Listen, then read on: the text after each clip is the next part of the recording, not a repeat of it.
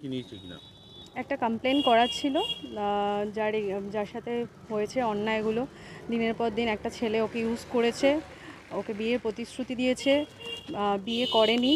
তার থেকে বড় কথা যে ওর থেকে প্রচুর টাকা পয়সা নিয়েছে। টাকা পয়সাটা কিভাবে নিয়েছে? টাকা পয়সাটা ভালোবাসার খাতিরেও দিয়েছে, ভালোবাসার খাতিরে ভেবেছে বিয়ে করবে, তো সেখানে দাঁড়িয়ে কিছুদিন বাদে হাজব্যান্ড হবে, সেই সূত্রে টাকা পয়সা দিয়েছে। কিন্তু কত অ্যামাউন্ট হবে? Amount near about 3 lakhs 3 lakhs দিয়েছে। কতদিন ধরে দিয়েছে এই টাকাটা? বেশ, ওর সাথে যতদিন সম্পর্ক ছিল ততদিন ধরে দিয়েছে, প্রায় 3-4 বছর ধরে ওর সাথে সম্পর্ক খেপে ছিল। খেপে টাকাটা খেপে খেপে দিয়েছে ও। এটা তো শোনা যাচ্ছে এই যার কথা বলছি কি রাজবংশী, হুম তার আরও কোনো ইয়ে ছিল, অ্যাফেয়ার আছে বা দেখুন, সেটা আমরা ডিটেলে জানি না। আমরা আমাদের আইনত যেটা করার আমরা করেছি।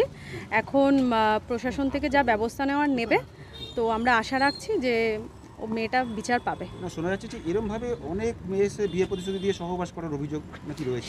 সেটা আমরা বলতে পারবো না। আমাদের কাছে যে কমপ্লেনটা এসছে, আমরা লিগালি যা করার আমরা সেটা করেছি। তো দেখা যাক যে ফাইনাল। চাইছেন মেয়েটা বিচার পাক, এটাই আমরা চাইছি, যে ও বিচার পাক। ওর সাথে যে অন্যায়টা হয়েছে সেটার বিচার হোক, আশা করছি সেটা হবে।